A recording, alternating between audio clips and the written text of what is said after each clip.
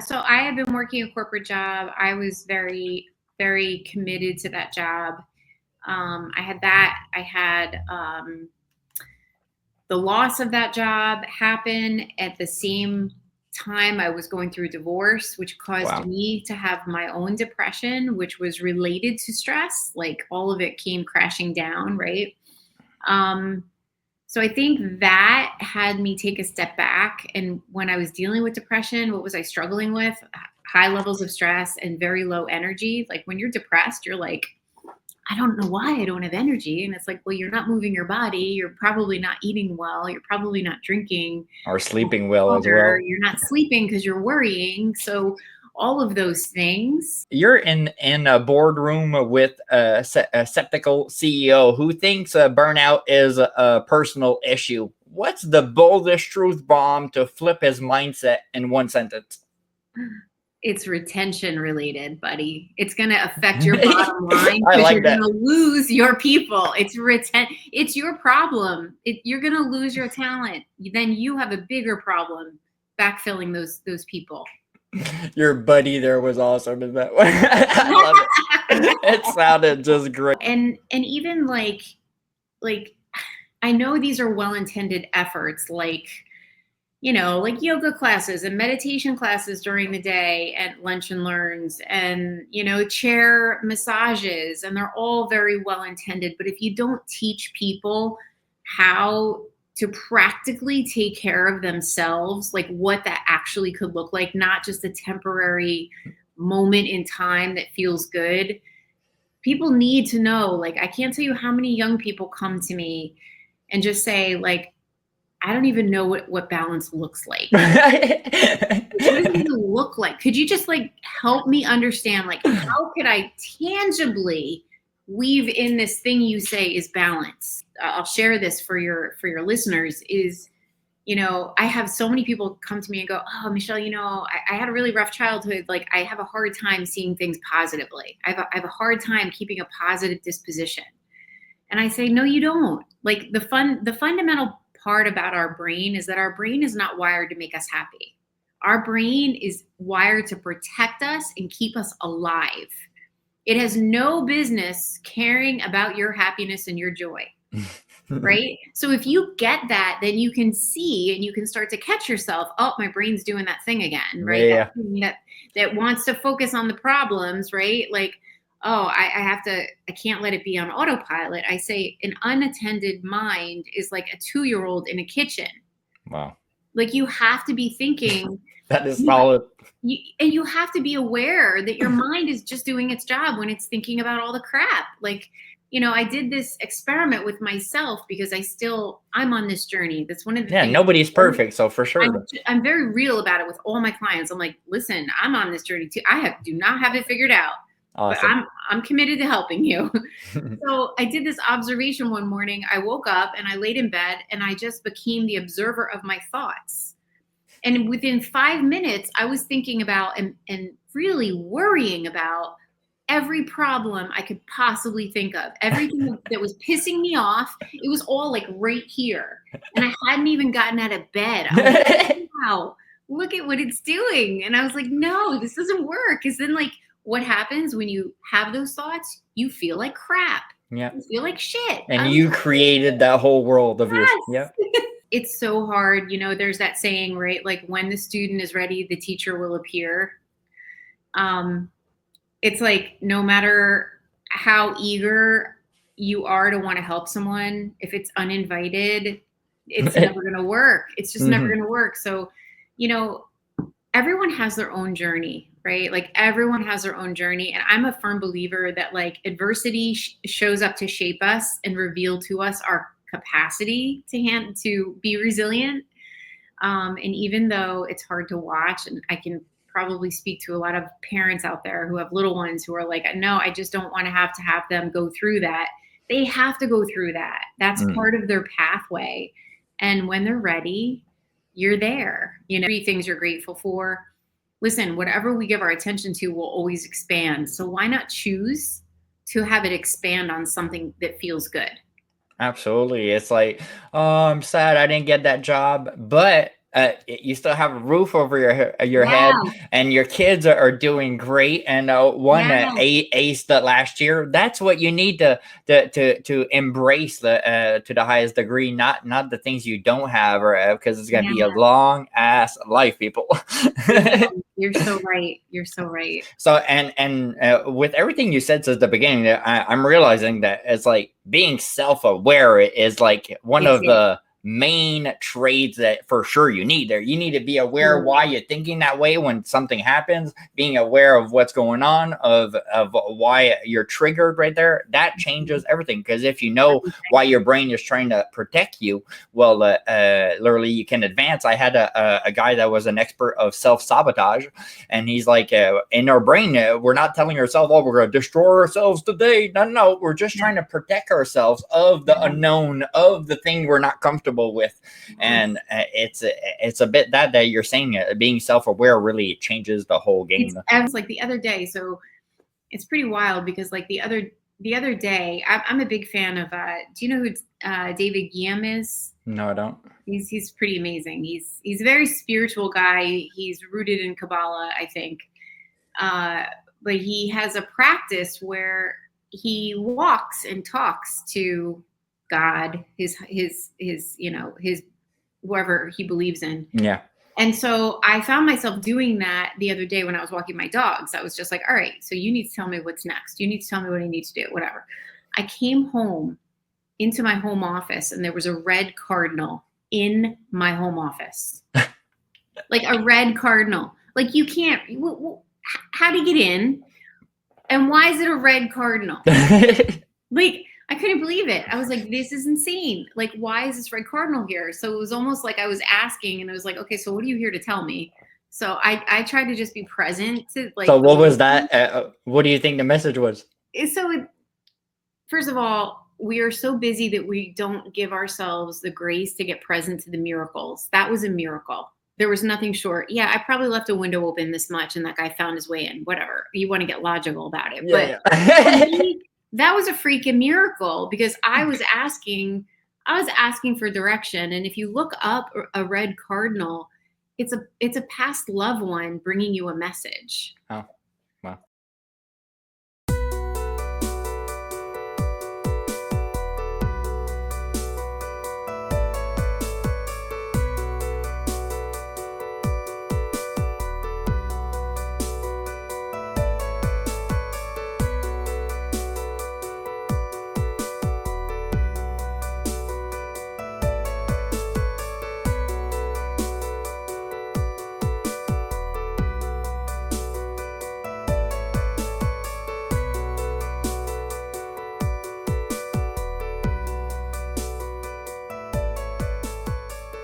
Welcome back on the Rumbling Facts podcast, your number one destination to challenge the status quo, dissect the system, and think outside the box to extract real, unfiltered conversation in every single episode, no matter how it rumbles your perspective, people.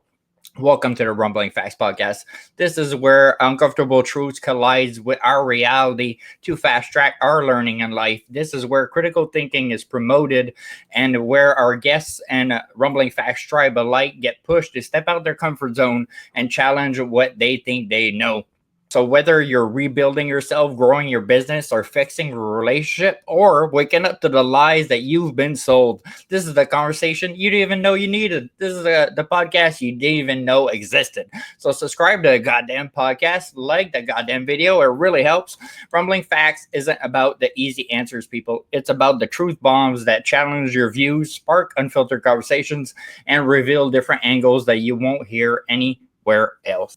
Today's guest is flipping the script on how we deal with stress, burnout, or mental wellness in the real world. Not a theory, not the fluffy motivation, but in practical, battle-tested results.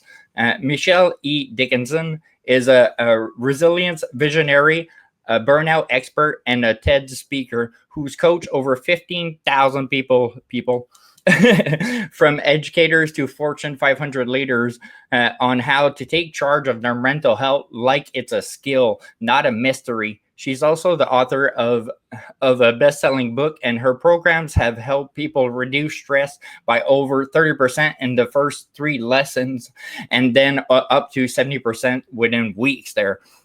This woman isn't here just to talk therapy or tell you just breathe.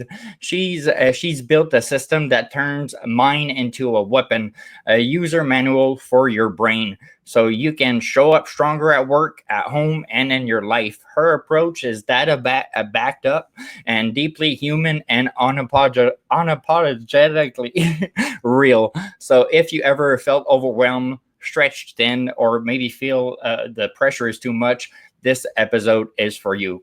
Michelle, welcome to Rumbling Facts Podcast. How are you doing today? I'm awesome. Thanks so much for finding me and inviting me on. I'm stoked to be here with you. It's an honor to have you. So you've helped over 15,000 people handle stress. That's incredible.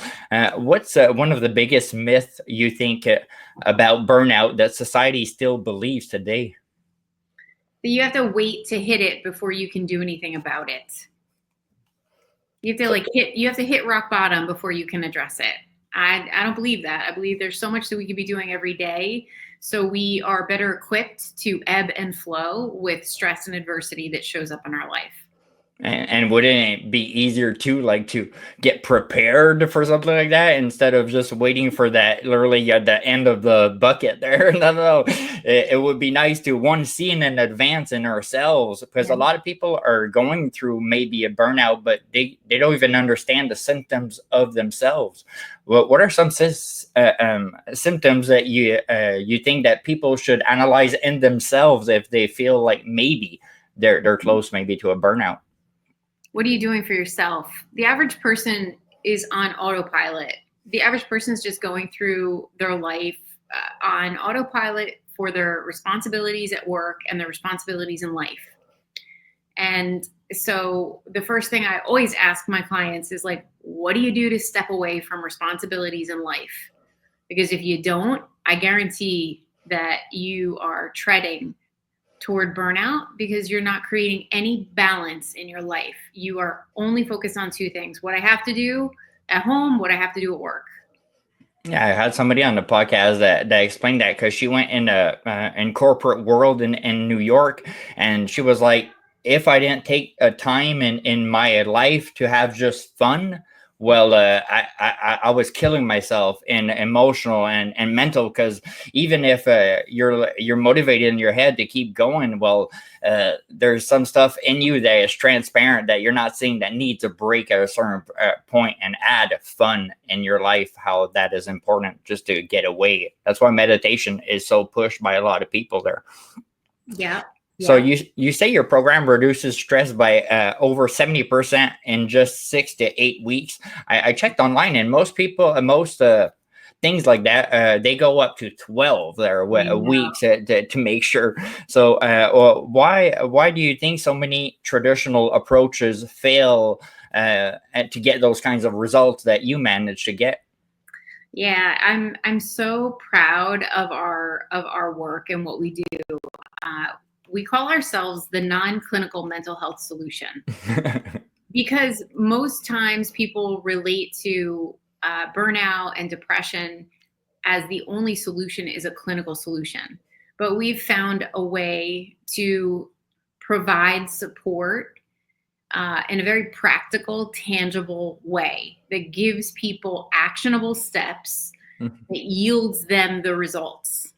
And the average person, when set up to succeed with micro changes and, micro hacks, building incremental momentum, will win if they're held accountable and they have the tools and the methodology and the strategies to apply to their life. They'll do it, and they'll feel better, and they'll keep going.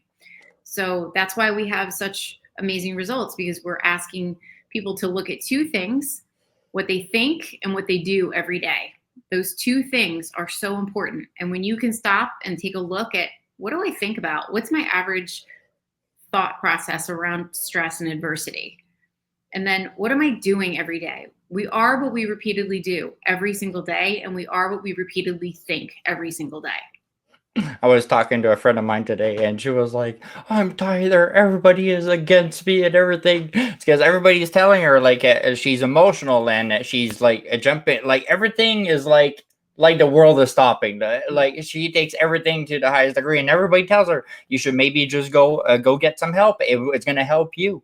And she sent me a no audio like, "Oh, everybody's fucking tired of me. I'm just gonna walk away from everybody." I'm like, what, that don't fix the problem at all there. And it's, if everybody's telling you something like that, well, maybe you gotta start looking at a bit more yourself instead of blaming the world of how you feel there.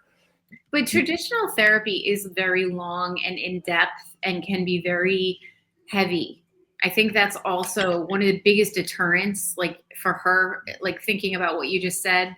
It might be, I don't want to sit down and unpack this for months upon months upon months. And I think, there's a place for therapy when there's severe trauma. I'm not going to diminish that. Mm-hmm. But a lot of people just need strategies and tools, and it would be a disservice to set them up in a codependent long-term relationship. That's why I love that we can do it in 6 to 8 sessions, because people can make significant shifts in their lives in 6 to 8 sessions. And we're giving them the keys to the car. We're not saying you need us for a long term. Yeah. You're stuck with us forever. Let's just scroll along. No. Right. We want you to go through it and advance that you don't need us anymore. Exactly. You got it. Because you know why? In our mindset, there's another life that we can impact. So we want to affect people and move on. And I think a lot of people, it's because they feel like people are gonna judge them, or they feel like they're weak because they need to go see somebody. But actually, there's a lot of strength in that. I find that you admit to yourself that you have issues that it can be fixed, and some are not with pills, or literally by talking and having a plan to fix your own self there. Is burnout more of a mental system failure or an emotional one? And how can someone tell the difference? I think it's. I think everyone experiences burnout in a different way. To put blanket statements on what it is and what it isn't, I don't know that makes sense, because everybody is going to experience burnout in a different way. Most of the time, burnout is a slow burn, right? But for a mother trying to raise a family and work full time, that's a very different kind of burnout than the attorney who's behind the desk for how many hours a day trying to fulfill on an expectation from an employer. You know what I mean? Yeah. Everyone experiences it differently. It might be emotional for some and it might be mental for others. At the end of the day, it's a lack of balance. It's a lack of balance, and it can be caused just by sheer commitment to what people are up to, which isn't a bad thing, right? For people to have a commitment to something and be excited about doing whatever they're doing, that's not a bad thing. It's when that becomes the sole focus. Yeah, when you're just like tunnel vision on. That's it. Yeah, like we have to have other things in our life. We have to, or we just become depleted. Depleted because we're not disconnecting to then reconnect in a powerful way. Absolutely, and we're such in a world now that people are disconnected because of social media and the cell phone. There's a guy that said one day, he's like, let's say aliens would just show up and just analyze us for the whole day, humans, and leave, and their master would be like, okay, so who is their god? And they're like, oh, it's a screen, don't you worry, it's like a square. They all look at it, and I laugh so much because that is so real, because that's the world where we live in. People don't enjoy the concert, they enjoy it from their view of the phone because they just want the memory. It's incredible. Let's keep it real. Like words like mindfulness and resilience get a lot of eye rolls. How do you break through that resistance when you're dealing with septic people that or don't believe you? Oh, I mean, come on. It's such a sleepy term, like well-being, mindfulness, work-life balance. I think we're all over those terms, right? But the thing that I do get some of the most resistant people, For sure. of course, like, okay, what are you going to tell me that I haven't already heard that I should do that I, So you have the antidote that the others don't. so it's like, I think the first thing is for people, I like to reintroduce meditation to people. I think that's key because we all know the data shows meditation is extraordinarily powerful for helping us um, find peace, which is something we need in an overly distracted and noisy world that we live in. So, you know, for me, it's about reintroducing, getting people to realize how powerful something like meditation could be, to just giving them a moment of sanctuary, like a moment of pure peace, right? But it doesn't work if you have a relationship to meditation as having to sit in the lotus pose for 30 minutes and thinking that your mind is going to be blank. The first thing I tell people is it's normal. You're actually just getting present to this show going on in the backdrop of your mind every day, all day long, but you don't even see it because you're so busy, you Yeah. know? So like, I like to reintroduce meditation just to get people to see that they can go there anytime and get a moment of peace in the chaos of the world, right? And we talk about resilience as a lifestyle.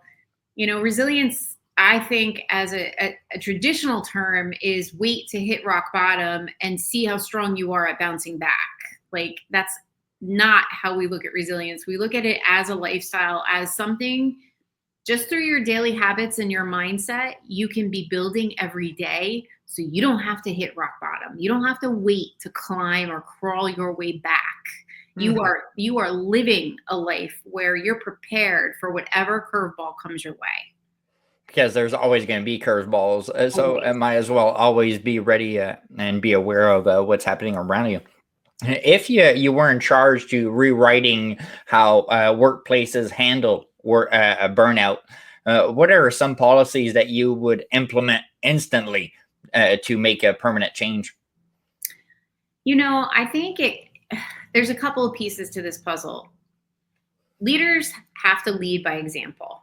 Yeah. Right. If your leader is working around the clock and is not giving you the space to do life outside of working hours, it's such a contradictory message, right? Like, well, he emailed me at 9 o'clock last night, so I'm guessing he expects a response. Like, you're not giving people the downtime they need. So I think it does have to start at the helm in demonstrating what stepping away and balance looks like, right? Like, that's just key. People watch what you do versus what you say, versus a poster on a wall that says we are a work-life balance company. Like, it's truly through action that people feel like they have the permission to step away and charge their battery, right? Like, that's key. Yeah. And even like I know these are well-intended efforts, like yoga classes and meditation classes during the day and lunch and learns and, chair massages. And they're all very well intended. But if you don't teach people how to practically take care of themselves, like what that actually could look like, not just a temporary moment in time that feels good, people need to know. Like, I can't tell you how many young people come to me and just say, like, I don't even know what balance looks like. What does it even look like? Could you just help me understand, how could I tangibly weave in this thing you say is balance? I think we just really need to sit people down and programs that we offer do that. We're like, okay, you got to look at your energy. You got to look at your stress. You got to look at what you're doing for energy, and you got to look at what you're doing to manage stress. And then you got to have those as non-negotiables in your schedule every single day. Like, you just have to. Listen, it's for you. It's the oxygen mask, right? Absolutely. And it takes a lifetime to build yourself, because that's the biggest construction you're gonna do in your life is yourself. But a lot of people become so nonchalant and getting better and fixing trauma that they think it's like, oh, back in the day, and I don't need to. But if you're not thriving, and maybe that trauma has something to do with everything, because you got to fix that trauma to move forward there. And a lot of people like don't have a game plan, and don't even know where to look for help there.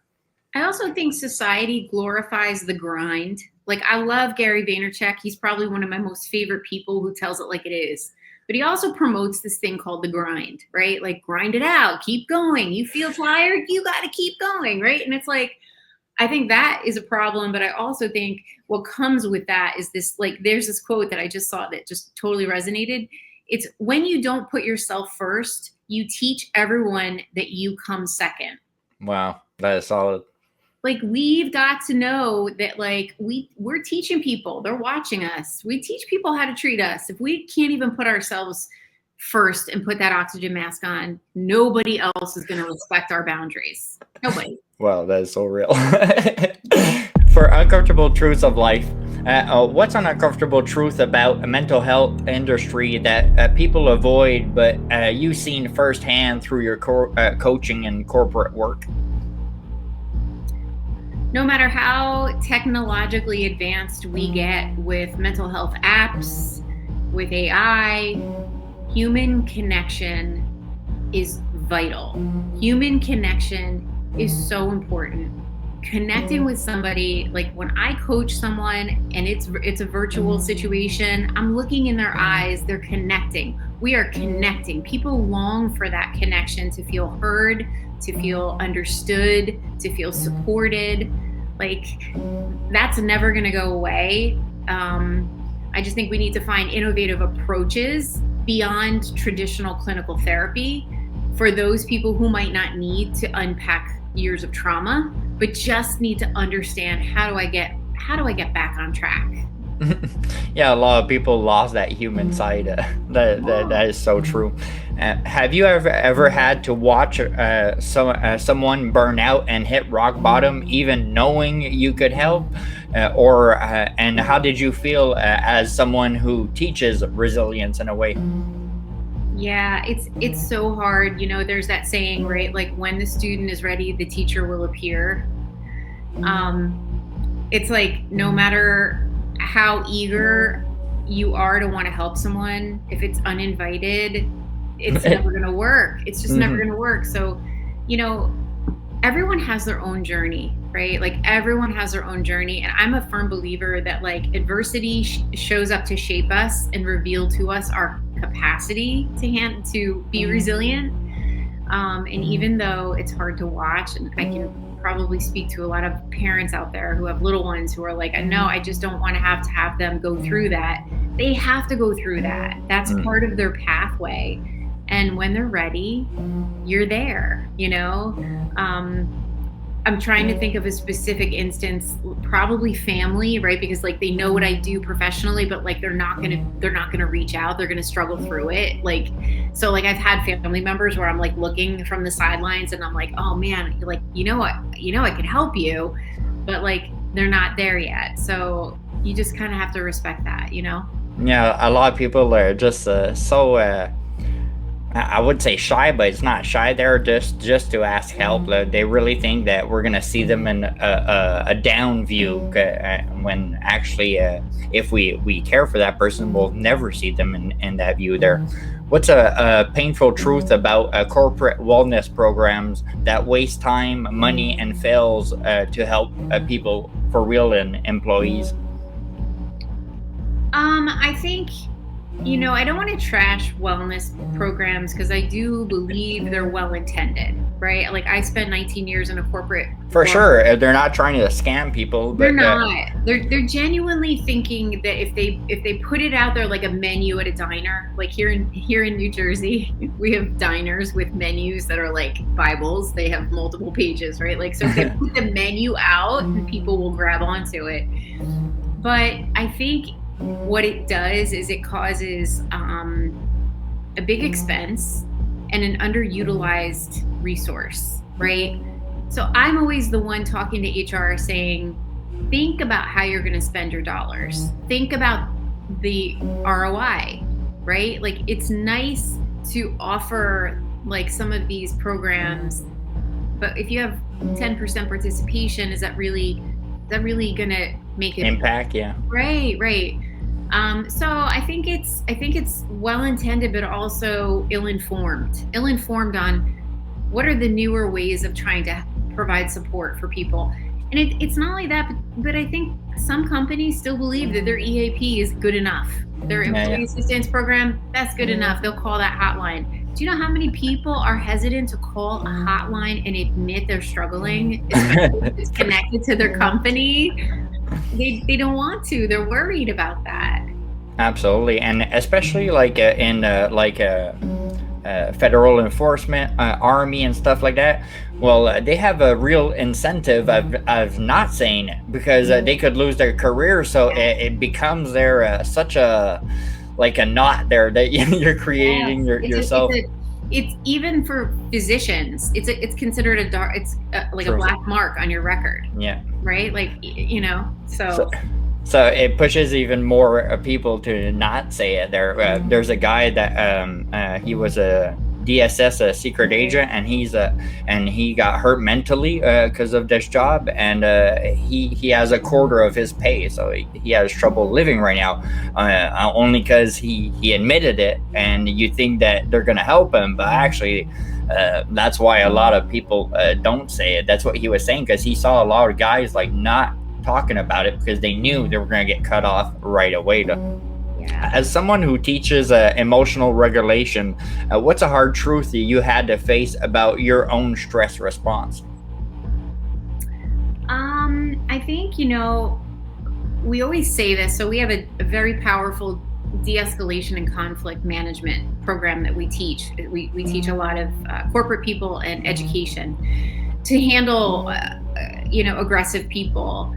And we say these things all the time, in general, like, oh, you really shouldn't take it personally, right? You shouldn't take it personally. It's hard. Like, I teach people to not take it personally, to not be so quick to defend, but just to think about your reaction as either creating more tension and aggravation or diffusing it, right? But in the moment, when you're in it, it's so hard. I think I'm just as guilty. I'm human like everybody else. You have a tendency to go, well, let me correct you, because you're not right with what you just said, right? It's that I still work on. Like, no, Michelle, that's not going to forward the conversation. If you immediately defend, you're going to create more resistance, and you're not going to bridge that to collaboration, which is what you want. The end game is collaborate, right? So I struggle with that. And even though I teach it and I logically know that whenever there's a conflict and the aggressor is coming at you, it's really all about them, and they're coming from their own hurt. It's still hard. It's because we have a human tendency to want to defend ourselves. It's just normal. I tell people you should not take shit personally that people that don't know you personally, and or stuff you can't even control. Like, why would you get emotional for that shit? Because you can't fix it right now. Why do you care if somebody that you don't know personally hates you? Who cares? It's like you don't care for that person. So a lot of people need to like let go of these things, because are you still living? Is that supper you're gonna do the same tonight? Is that movie you're gonna be? Yes, it is. So don't start putting all of that on your plate, because you're gonna have a mouthful for sure. Yes. You described your work as a user manual for the brain. Give us a real world example of what that actually looks like in action. Yeah. So like for example, one of the things we teach in our course, and I'll share this for your listeners, is, I have so many people come to me and go, oh, Michelle, I had a really rough childhood. Like, I have a hard time seeing things positively. I have a hard time keeping a positive disposition. And I say, no, you don't. Like, the fundamental part about our brain is that our brain is not wired to make us happy. Our brain is wired to protect us and keep us alive. It has no business caring about your happiness and your joy. Right? So if you get that, then you can see and you can start to catch yourself. Oh, my brain's doing that thing again, right? Yeah. That wants to focus on the problems, right? Like, I can't let it be on autopilot. I say an unattended mind is like a 2-year-old in a kitchen. Wow. Like you have to be thinking, That is you, solid. and you have to be aware that your mind is just doing its job when it's thinking about all the crap. Like, I did this experiment with myself because I'm on this journey. That's one of the Yeah, things. nobody's perfect, so for sure. I'm very real about it with all my clients. I'm like, listen, I'm on this journey too. Do not have it figured out, but Awesome. I'm committed to helping you. So I did this observation one morning. I woke up and I laid in bed and I just became the observer of my thoughts. And within 5 minutes, I was thinking about and really worrying about every problem I could possibly think of. Everything that was pissing me off, it was all like right here. And I hadn't even gotten out of bed. I was like, wow, look at what it's doing. And I was like, no, this doesn't work. Because then, like, what happens when you have those thoughts? You feel like crap. Yeah. You feel like shit. And you created that whole world of yours. Yes. Yeah. So when I say that to people, that's what we mean by when we say we give you the user manual for the brain, because the hack around that is distract your mind from that crap and start focusing on something you're grateful for. We hear the woo woo around gratitude, but no kidding. Gratitude can rewire your thinking, and just forcing your mind to focus on 3 things you're grateful for. Listen, whatever we give our attention to will always expand. So why not choose to have it expand on something that feels good?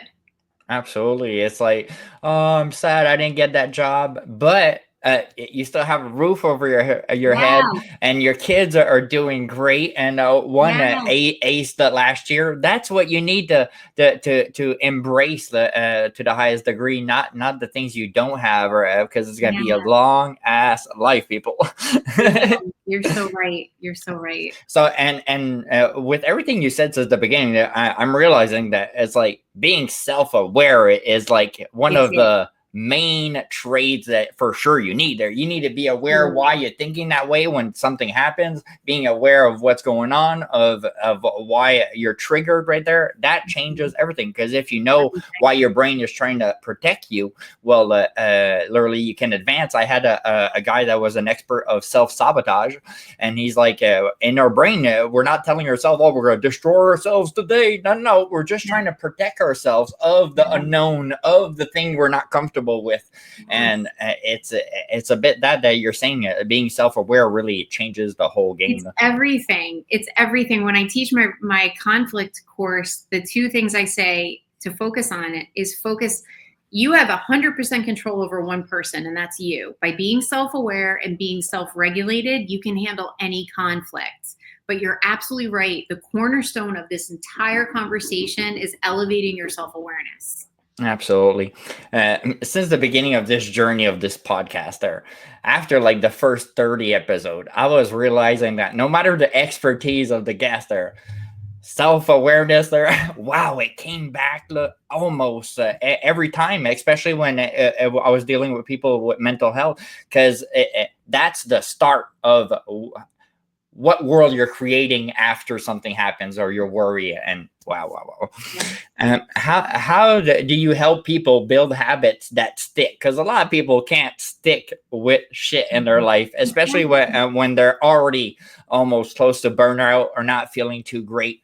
How do you deal with that to make sure they stick to the goddamn plan there? We leverage dopamine. Listen, we're getting a dopamine hit every single time we're looking at our phone, or we get a like or whatever, right? Like, the dopamine is the magic. So we figured ways to incorporate a dopamine hit for people, and it's micro changes. We're not trying to get them to boil the ocean. We're trying to have them make incremental change over a period of time that shifts their entire trajectory. So it's simple. It's so simple they can't not do it. That's what we do with the work. So that after 6 to 8 weeks, they're completely in a different direction, and they've been able to do it and consistently keep going. Man, that makes so much sense, because for sure he sticks with it, because you're getting back a dopamine on the other side. Yeah. I had an expert of porn addiction on, and he's like, a lot of people think that you're going there for the new girl. No, it's the dopamine hit that you keep giving yourself there. And one of the ways to let go of that, you need to create a dopamine hit on the other side, something that's not the screen, to eliminate it for sure, or else you're just going to be missing dopamine somewhere there. So you need to find fun or a passion or something that lights that up in you. What does mental freedom actually mean to you, and how does mastering your mind permanently shift someone's life? It's interesting. Mental freedom, that's an interesting term. I think, it's the courage to constantly be curious about ourselves. Like, I don't think that we'll ever achieve true freedom, but through curiosity, we can elevate our awareness to be less bothered by things that held us captive.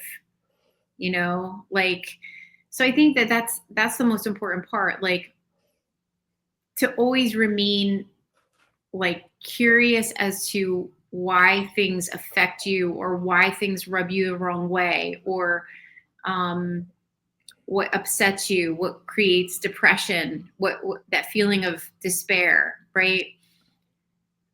It's just constantly looking within. It's constantly analyzing and staying curious on the journey, not being foolish enough to say, oh, I figured it out, because like, I know everything. you don't, like, you won't. It's like, we're complex human beings having a human experience that constantly is filled with uncertainty. Like, there's nothing that we can count on. Everything is always changing, and there's nothing's predictable. So yeah.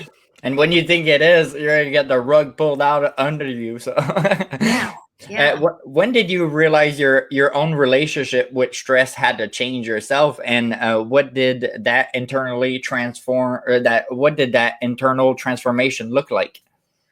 Yeah, so I had been working a corporate job. I was very, very committed to that job. I had the loss of that job happen at the same time I was going through a divorce, which caused me to have my own depression, which was related to stress. Like, all of it came crashing down, right? So I think that had me take a step back. And when I was dealing with depression, what was I struggling with?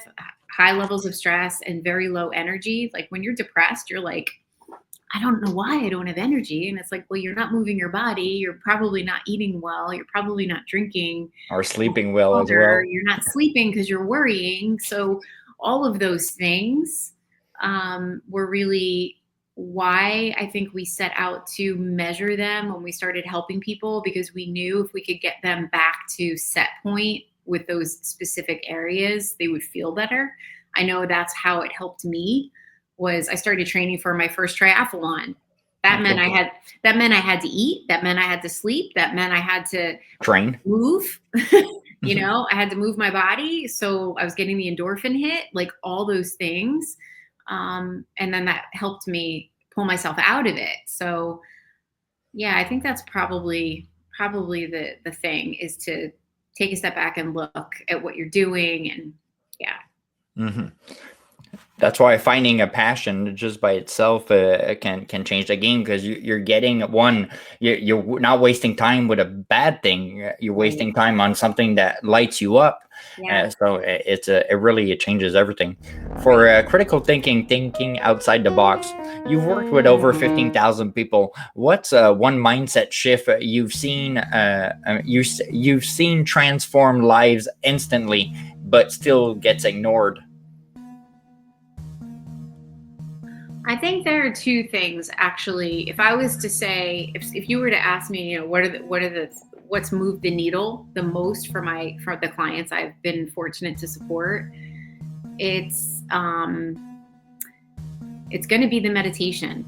It's definitely going to be the meditation. Meditation, the people rolling their eyes at me with meditation, the moment they do it for 3 minutes and they get the taste of that deep relaxation, then they go to 5 minutes and they go to 8 minutes. That has been a big game changer for their stress management. but sleep. When people come to me, they will argue for their limitations and say, I am good on 4 hours of sleep. Yeah. And they are so passionate about that. Like, Michelle, I'm a night owl. I don't need sleep. I always have energy. I always have energy. And I'm like, okay. But when you start to really break down, like, how they're feeling, their mindset, their disposition every day, their level of joy, you start to unpack that, and then you challenge them to get more sleep. Like, they'll come on and they'll be like, I am a different human being. I had no idea. The average person has forgotten how good they can feel, which is why I am so excited about the work we do, because we're just reminding you, no. You don't have to feel like crap. You're used to feeling like crap. Let me just challenge you to do a few things so you feel better. And then you're going to be like, oh, that's why I could feel this good. Who knew? I had a friend that went on vacation because she wanted to clear her head and she needed that, and I'm like, it's gonna cost you $460 to clear your head? Are you kidding me? And I was like, honestly, you would understand meditation there 5 minutes, and you're not wasting $460 to clear your head on the beach there.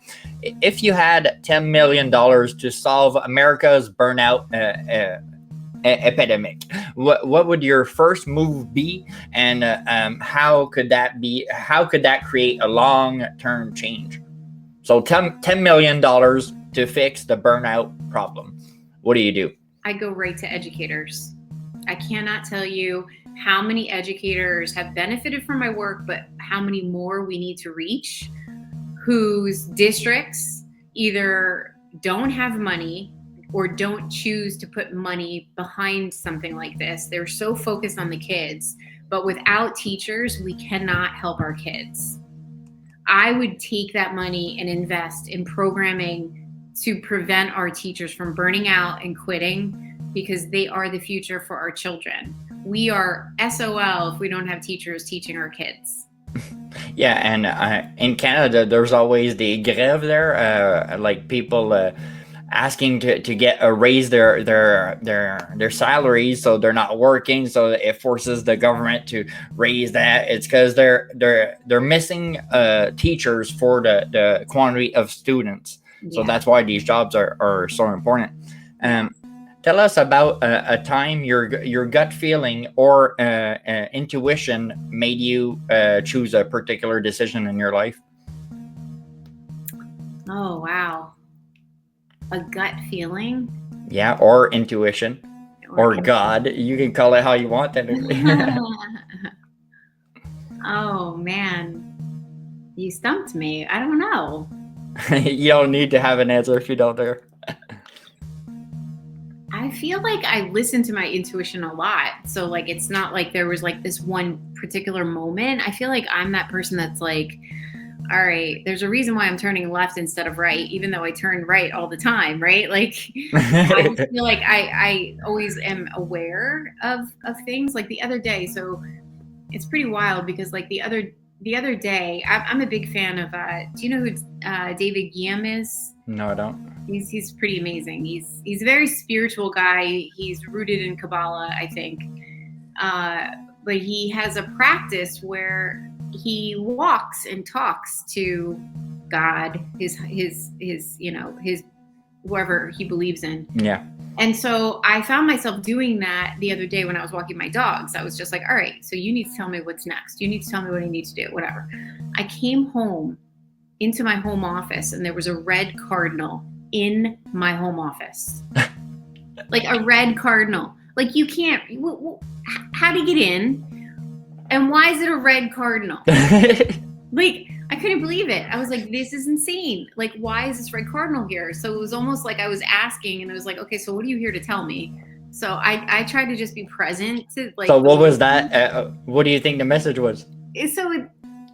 First of all, we are so busy that we don't give ourselves the grace to get present to the miracles. That was a miracle. There was nothing short. Yeah, I probably left a window open this much and that guy found his way in. Whatever. You want to get logical about it. Yeah, but that was a freaking miracle because I was asking for direction. And if you look up a red cardinal, it's a past loved one bringing you a message. Oh, wow. So if it gave me anything, what did it give me? It gave me hope. It gave me hope, and it gave me, validation that I'm being heard, Wow.